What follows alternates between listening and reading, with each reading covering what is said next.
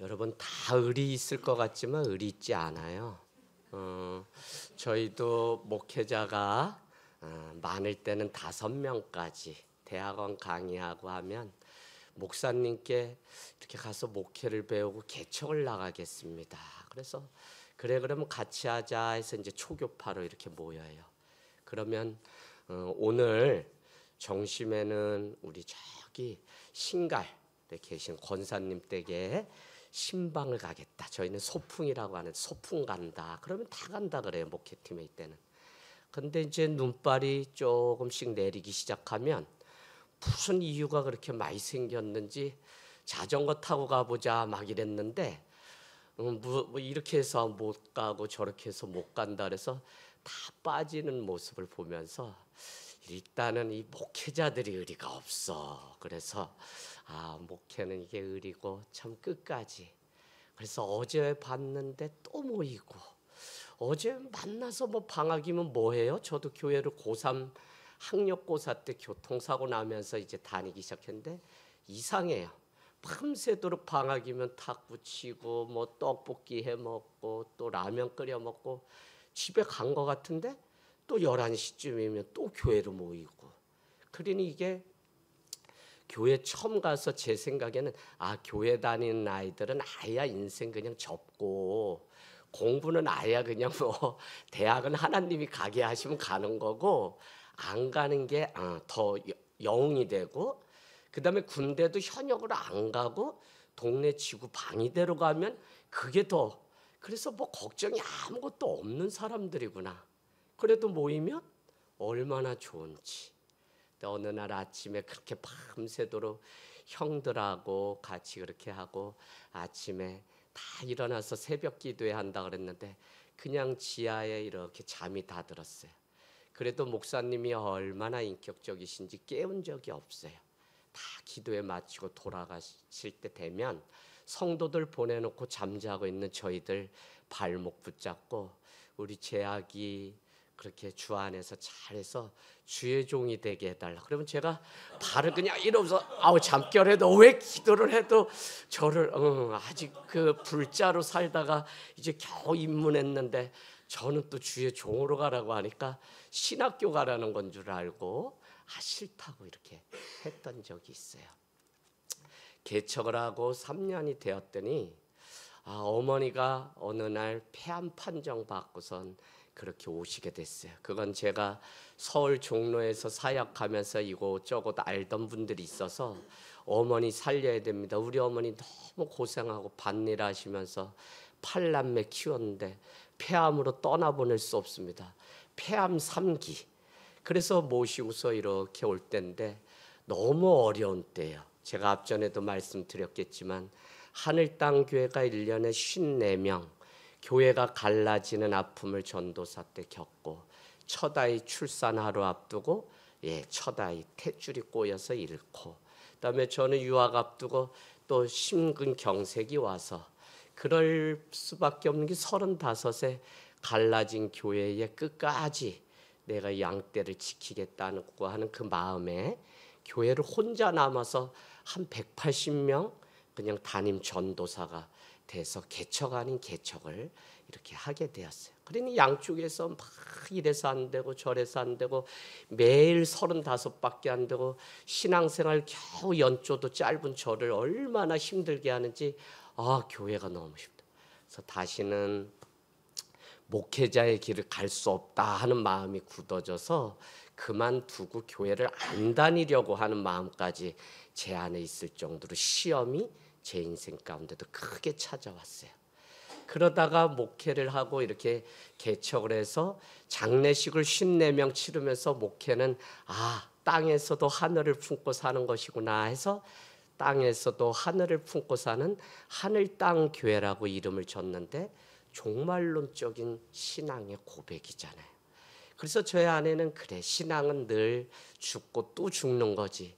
여기가 영원한 우리의 본향이 아니라 흩어진 나그네 되어 살아간다고 하는 베드로전서 1장 1절에 등장하는 나그네로 살아가는 거지. 그 마음이 제 마음 가운데 들었어요. 그런데 어쩌거나 3년이 오산이라는 곳에 와서 하다가 보니까 하늘 땅은 천지 신천지 교회다 이렇게 소문이 나면서 절반이 가는데 이렇게 뒤돌아보지도 않고 어쩐지 잘해줘도 너무 잘해줬다 그러면서 목사님 그동안 감사했는데 바른 길 가세요 이러고서 그냥 한두 분은 또 가신데 얼마나 서운한지.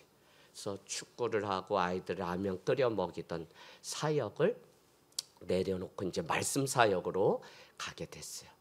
그러던 때에 오산이 나랑 맞다 안 맞다 떠나야 되겠다 이런 생각이 막 마음 가운데 들 때에 어머니가 폐암 때문에 모시고 와서 병원을 이렇게 갔더니 내일이면 수술을 하기로 한 날인데 삼성의료원이라고 하는 최고 큰 병원에서 오진이 생긴 거예요.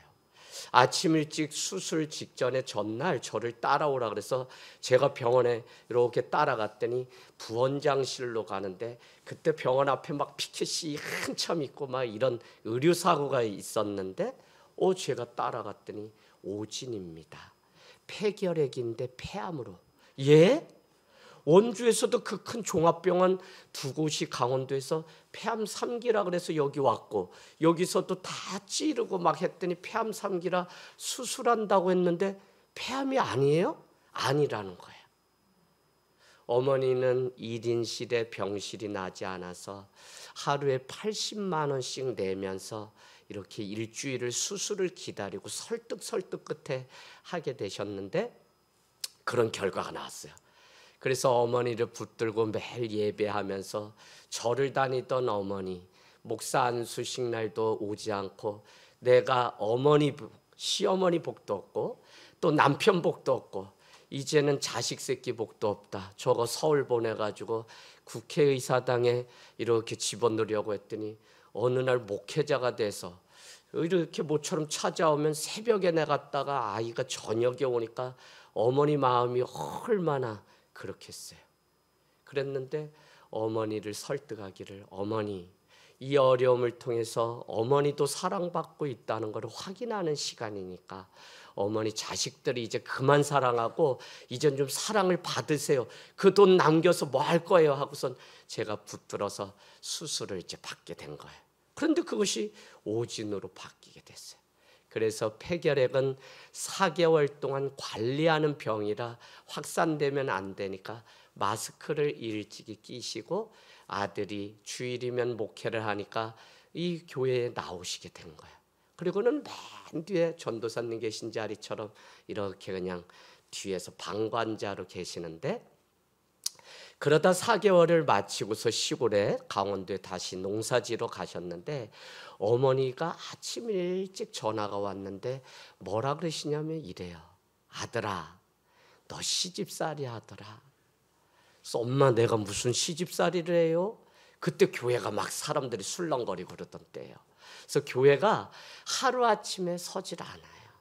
교회는 늘 하나님이 그러시던 또 누가 그랬던 또 저를 가르쳐 주셨던 목사님이 성도는 항상 키지를 해봐야 된다. 너가 이 성도들이 다 천국 갈 것 같지만 키지를 통해 이 풍파를 이겨내지 않으면 성도들이 천국 갈 사람이 몇 명 없다. 그래서 저를 할아버지 목사님이 늘 그렇게 까불어봐라 이렇게 늘 하셨어요.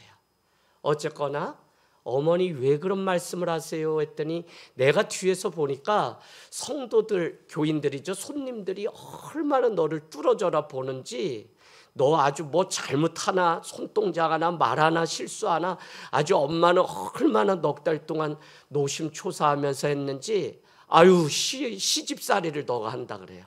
그래서 제가 어머니 그게 아니라 성도님들이 그냥 예배에 말씀 들으려고 집중하는 건데 엄마가 보시기엔 그랬네요 했더니 어머니가 저한테 하시는 말씀이 아들아 힘내라.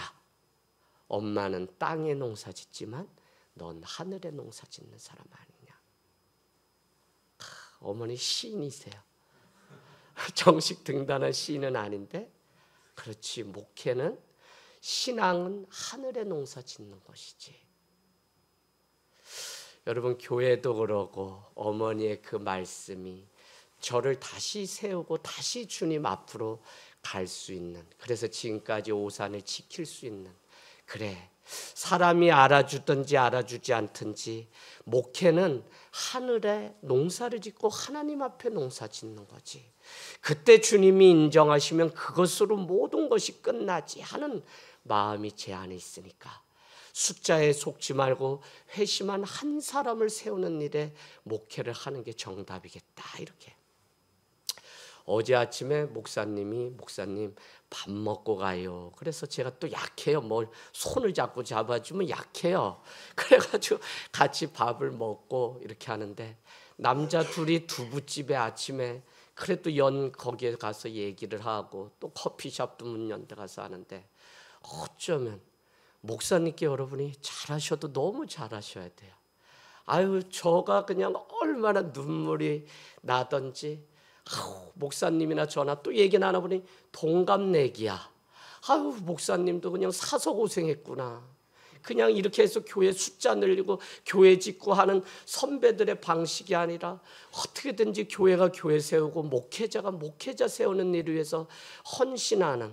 아유, 우리 목사님도 저 돌 아이 소리도 듣고 노예 가면 니만 잘났냐 오해도 받고 그래 니 잘났으면 그 길 쭉 가 외로웠겠다는 생각이 들고 저도 사실 저의 저기 목회자고 선배님이었으니까 막 너무 힘든 세월 다 해서 여기까지 왔는데 일찍이 목사님 바이생교회 알았으면 둘이 교단이 생겨도 하나 생겼겠어. 일찍 이 길을 가시는 예수의 길. 세컨드 찬스. 오늘은 어제는 예배였다면 오늘은 제자도예요. 여러분 결국은 이어지는 것이 무엇이냐면 예배를 드린다고 하는 것은 자기가 살아가던 그 방식을 다 끊어버리고 하나님만이 내 인생 가운데 가장 귀하시고 가장 가치 있는 분이라고 여길 때 우리는 그분을 위해서 예배할 수 있어요. 수가성의 여인은 자기가 먹고 살던 영원히 목마르지 않는 그 우물의 그 물이 자기를 살린 줄 알았지만 영원하신 주님을 만나고 나니까 아무것도 아닌 거예요. 초대교회가 왜 위대하고 하나님의 역사가 오순절 성령이 임했냐면 영원하신 하나님을 알게 되니까 영원하지 않은 것을 버리고 영원하신 하나님의 자리로 날마다 나온 거예요. 여러분, 내가 세상 살아가던 방식을 버리고 주님이 가라고 하신 그 길을 기꺼이 가던 마가의 다락방에 120명을 통하여 첫 교회가 시작된 것을 보면 많은 숫자의 문제가 아니라 예수의 길 제자도 디사이플 10을 가지고 주님의 훈련 가운데 주님이 인도하시는 그 길을 가는 교회, 그 사람들이 예배하는 그 공동체를 하나님이 찾으세요. 그러고 나니까 어떻게 돼요? 결국은 자기를 살리고 먹이던 물동이를 버려두고 마을로 들어가서 내가 영원한 생명을 주시는 예수 그리스도를 만났다고 증언하고 전파하는 전도자의 삶을 살아가는 일들이 생기게 돼요. 얼마나 위대한 일들이 지금도 교회를 통해서 하나님의 영광을. 여러분, 그래서 세상 살아가는 그 일이 무겁고 우리가 이 주님의 일들 감당하는 이 일이 내 삶에 너무 어렵고 힘든 무게 같지만 정말 주님이 교회를 향하신, 아니 마지막 때 주님 앞에 설 때 너를 향하신 주의 영광, 이 교회를 향하신 주의 영광의 무게가 너무 큰 것을 깨닫게 되면 지금 우리가 이 땅 가운데 살아가는 이것은 아무것도 아님을 우리가 고백할 수밖에 없어요. 그것이 바로 이 땅에 교회를 세워가고 교회를 남겨놓은 하나님의 놀라운 비밀이에요. 하나님의 나라가 하늘 땅 교회 성도 되는 데 있지 않고 오히려 더 큰 하나님의 나라 백성이 되고 이재학 목사의 제자가 아니라 주님의 제자. 그래서 하나님은 왜 우리를 소명 부르셨냐면 하나님의 백성으로 부르셨어요. 근데 왜 부르셨냐? 미션 사명을 주시려고 불렀는데 그 사명은 다른 게 아니라 그리스도인 주님의 제자로 살아가는 그 사명을 위해서 우리를 부르셨다는 것입니다. 그러니까 성도는 하나님의 백성인 동시에 주님의 제자라고 하는 이 두 가지. 그러니까 이것을 알면 우리는 어제도 내 삶 가운데 어느 곳에 가든지 우물을 파고 하나님의 은혜가 그 부스러기가 떨어진 그것을 발견하게 되면 직장에서도, 아니 1분 화장실에 가서 머무는 그 시간도 하나님 앞에 기도하고 제단을 쌓는 그 영광이 우리 가운데 있는 거예요.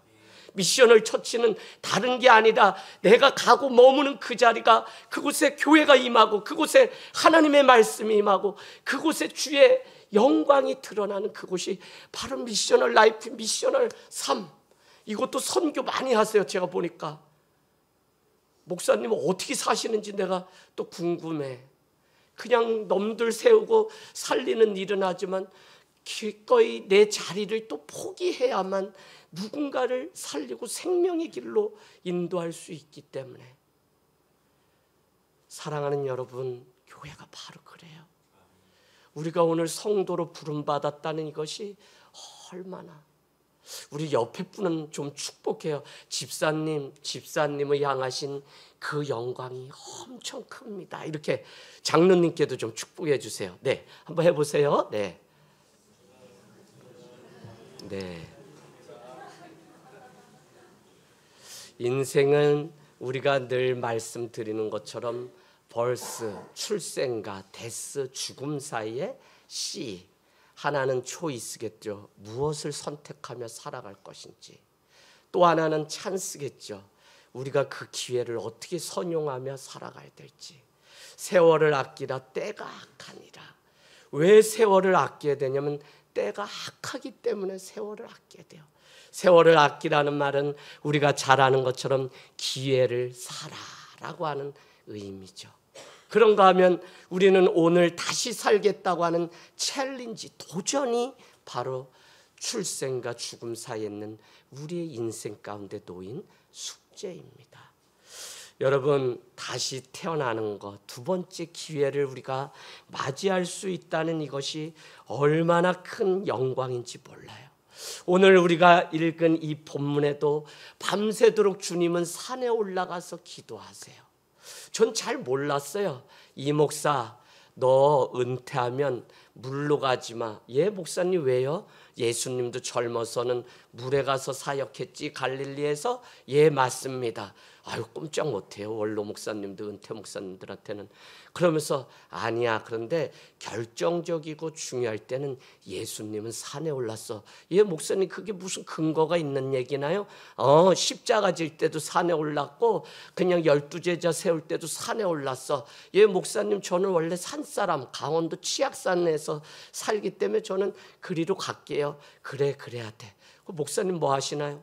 한 달이면 여러분, 치악산, 설악산, 아까거리는 산만 한두 곳이 86세 되시는 원로 목사님이 늘 가세요. 그래서 제가 존경도 하고 늘 하니까 산에 가실 때마다 용량 겁내 많은 거 막 카메라로 찍은 그거를 막 핸드폰으로 되지 않으니까 메일로 꼭 보내주세요. 이것도 확인 안 할 수도 없고 아주 죽었다니까요. 그래서 늘 보는데 그래요. 예수님도 오늘 가장 중요한 일이 무엇이었냐면 오고 가는 세대 가운데 주님의 일들을 전파할, 주님을 닮아간 제자를 세우는 이 일이 예수님의 첫 사역이자 마지막 사역이었어요. 이 바이셈 교회를 통해서도 하나님은 마가복음 28장에처럼 모든 족속으로 제자를 삼아라. 마가복음은 만민에게 복음을 전파하라. 누가복음은 이 너희는 모든 일의 증인이다. 요한복음 21장은 이 내 양을 치라, 내 양을 먹이라 라고 하는 주님의 재림의 주님이 오실 때까지 교회는 제자되고 제자 삼는 그 일을 감당하라고 하는 마지막 명령을 주시고 주님이 승천하셨습니다.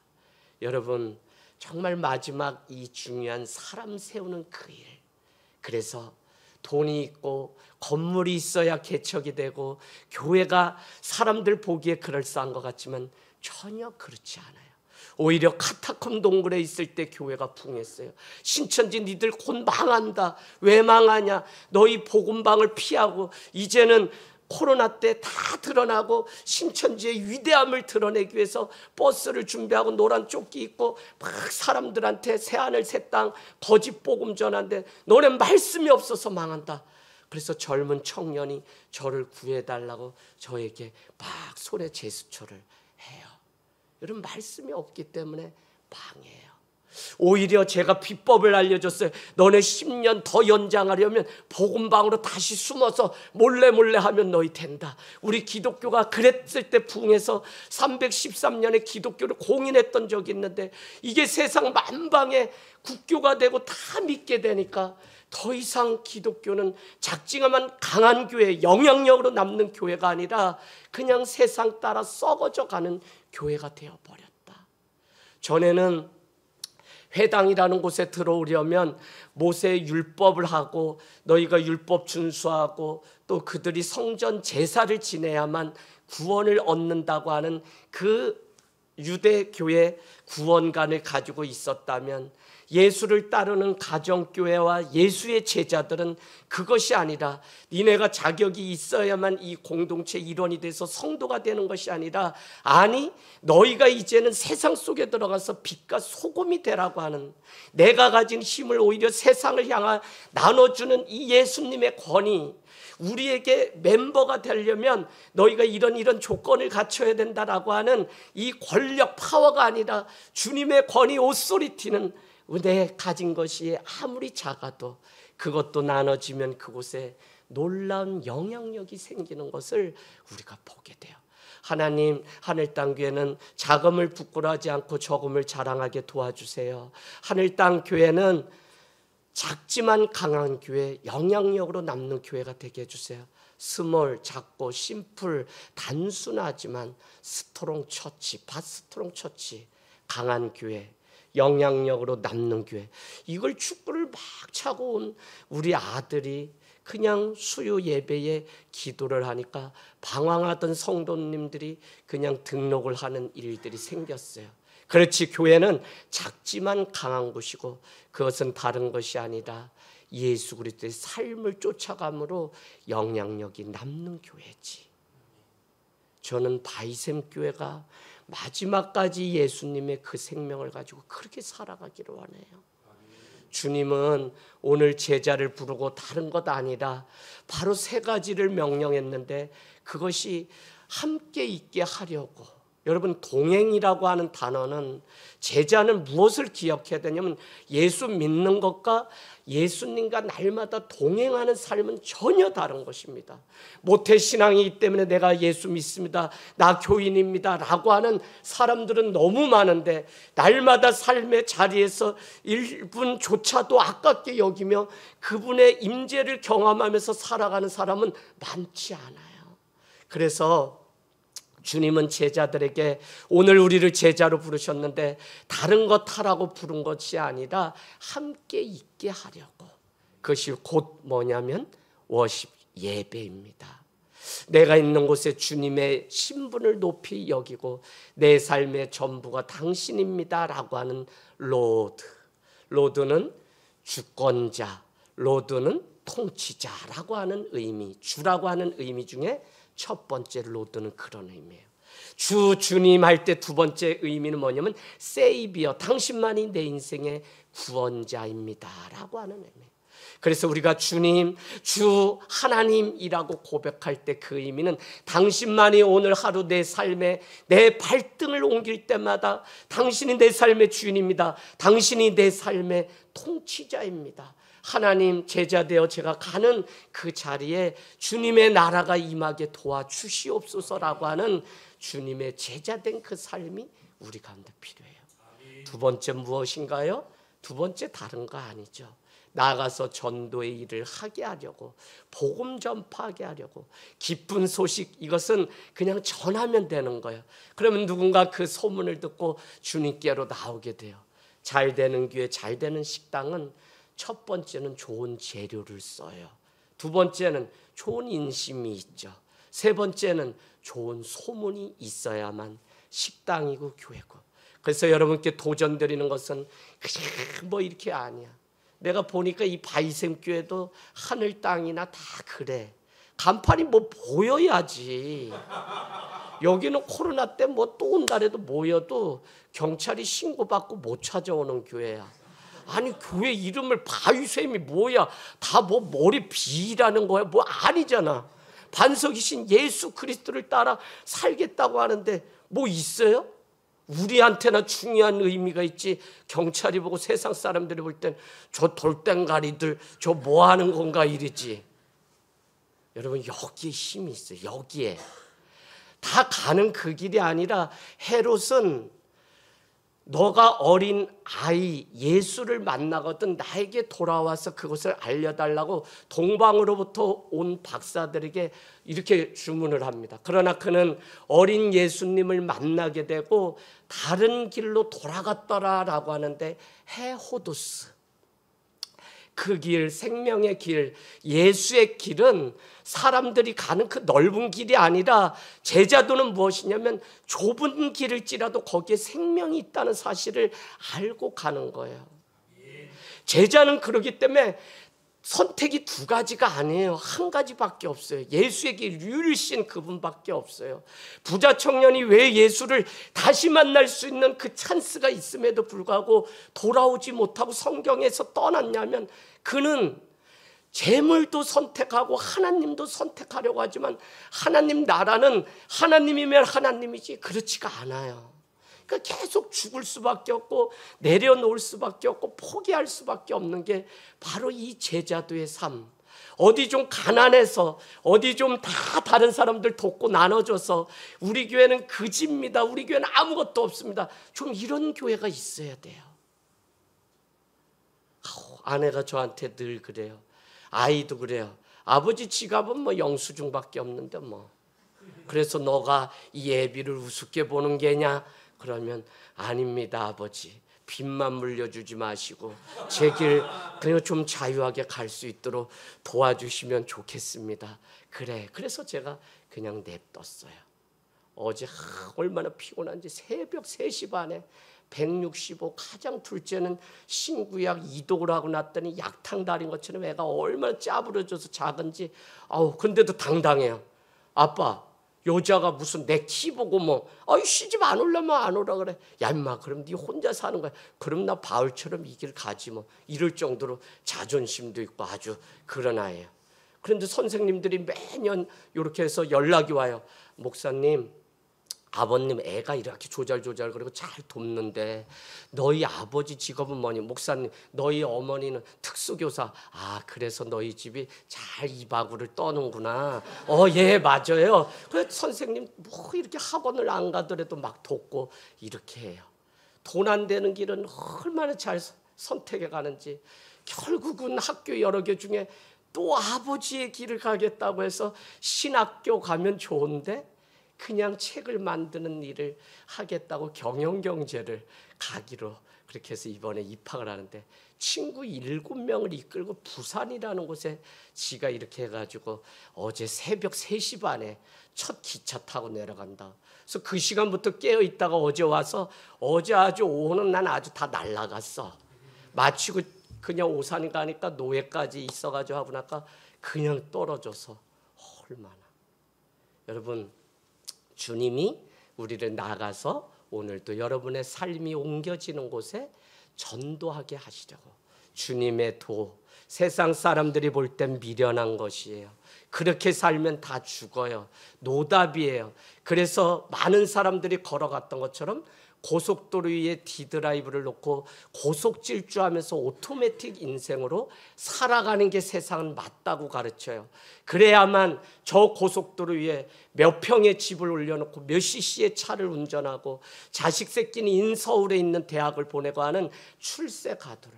그런데 주님을 진짜 만난 사람은 그 길에서 내려와서 자전거를 타고 트레킹을 하고 올레길을 걷고 멈추면 비로소 보이는 것들. 지친 우리의 심령이 그게 아니라 주님과 함께 동행하는 삶을 살고 싶은 마음이 우리 깊은 곳에 DNA가 있는 것이에요. 또 한 가지 뭐죠? 귀신을 내어쫓는 능력을 주시려고. 여러분 내어쫓으세요. 뭘로? 예수 그리스도의 빛으로. 어제 말씀드렸죠? 그냥 빛이 있으라. 빛이 있으라. 무당도요 빛이 있으라 하면 그냥 어떻게 해요? 목사님 저는 깜짝 놀랐어요. 그냥 이렇게 해서 29에 사회생활하다가 신학교 편입해서 갔는데 천안의 나사렛 대학교라고 하는 신학교가, 제가 나사렛 교단 원래 사람인데 장로교 목사가 되기 전에 그냥 거기밖에 학교가 저는 없는 줄 알고 가게 됐어요. 그랬는데 문제는 뭐냐면 학교 앞에 절간이 그냥 한 50년 된 곳이 있어요. 어느 날 그곳을 지나가다 너무 마음이 뜨거워서 저가 하는 건 작은 교회 연구소, 또 학내 서클은 작은 예수회. 그래서 회장이 됐는데 우리 부원들 같이 따라가는데 그래도 회장으로서 가오가 있지, 복음을 때를 얻든지 못 얻든지 전해야 되니까 그 절간 앞에 가는데 모자 둘러쓰고 있으면 어떻게 돼요? 스님이지 대부분. 그 빗자루질을 하는데 제가 그냥 예수 믿고 구원 받으세요 이랬더니 이분이 안 믿어요. 이래서 아니요, 예수 믿으셔야지 됩니다. 다 인간은 죄인입니다. 그래서 그 전에 천안역에서 이미 그냥 문선명 믿으면 다 지옥 간다 그래가지고 각부목으로 등 맞아가지고 쓰러진 적이 있는데 또 그거에 저도 이놈의 이 방골 기질이 안 돼 그냥 레디컬 해가지고 그냥 또 저도 모르게 그렇게 얘기했어요. 그랬더니 모자를 그냥 바닥에 버리더니 이 새끼가 저 새끼가 10원짜리 조선팔도 이걸 얼마나 저한테 하는지, 그래도 한 번은 더 해야지 3-4번. 그래서 뭐라 하냐면 스님도 예수님 잘 믿으면 구원받습니다 이렇게 얘기했더니 그때부터 쓸던 빗자루가 막 그냥 돌려 저팔계처럼 돌더니 맞아 죽고 싶지 않으면 가라는데 그냥 그래. 근데 여러분 최근에 채플인도 때문에 갔더니 그 절간이 없어졌어요. 그리고는 그 자리에 두란노 교회가 세워졌어요. 할렐루야. 야, 우리가 정말 사람의 계산으로 보면 안 되는 것 같아요. 근데 하나님은 여전히 일하시고 여전히 뭐 시간은 뭐 풀릴라 그러면 이렇게 가냐. 찬양은 좁고 조금만 더. 그래서 여러분 주님의 제자로 살아가는 교회와 또 성도가 필요해요. 집사님, 집에 어려운 일 있어요? 자식 새끼도 내 마음대로 안 돼요? 안 돼요. 다 안 돼. 이 세상 건 우리가 믿음 가지고 살면 형통하다지만 형통의 그 의미는 요셉이 하나님과 함께 계심으로 형통하더라. 이미 우리는 형통한 사람인데 복 달라고 기도할 필요도 없는데 왜 복이신 하나님을 우리가 이미 알기 때문에 복이신 그분이 내 가운데 함께 동행하시기 때문에 임재하시기 때문에 우리는 이미 형통한 사람이에요. 왜? 하나님의 은혜를 입음으로 요셉이 주인 앞에서 여호 앞에서 간수장 앞에 은혜를 입음으로 그가 가는 곳마다 이미 형통했다고요. 그 믿음 가지고 오늘도 좁은 길을 가고 사람들이 자랑하는 그 화려함이 아니라 오히려 우리의 믿음이 간판되어서 세상 가운데 내가 바이샘 교회 하나님 나라의 대사로 파송받은 사람이다라고 하는 그 영광. 이거 여러분 놓쳐버리면 뭐 우리가 가오가 있어요? 아무것도 없어요. 오늘도 여러분 한번 도전해 보세요. 하나님, 내가 오늘 이런 사람 만나고 이렇게 하루를 가는데 주님의 길을 걸어가겠습니다. 디사이플십, 디사이플링. 반드시 제자는 그냥 만들어지는 것이지 뭐를 통해? 훈련, 디사이플링을 통해. 디사이플십, 제자도 그냥 태어나는 게 아니에요. 그래서 우리는 주님 앞에 날마다 닮아가는 훈련을, 우리가 덕에 믿음의 덕을 덕에, 인내를 인내, 절제를 절제, 경건을 경건에, 형제의 형제의 사랑을 더하라고 하는 베드로서 1장의 신성, 예수 그리스도의 신성에 참여하는 7가지 또 성령의 열매를 맺기 위해서 우리는 오늘도 훈련받고 다듬어지고 또 훈련받아요. 그 일을 위해서 우리가 걸어가는 그 좁은 길, 세상 사람들은 자꾸 우리를 잘못되었다고 얘기하지만 오늘도 우리의 집은 이곳이 아니네. 영원하신 하나님의 그 나라를 향해서 걸어가는 그 삶이 우리의 길이 되기를 원합니다.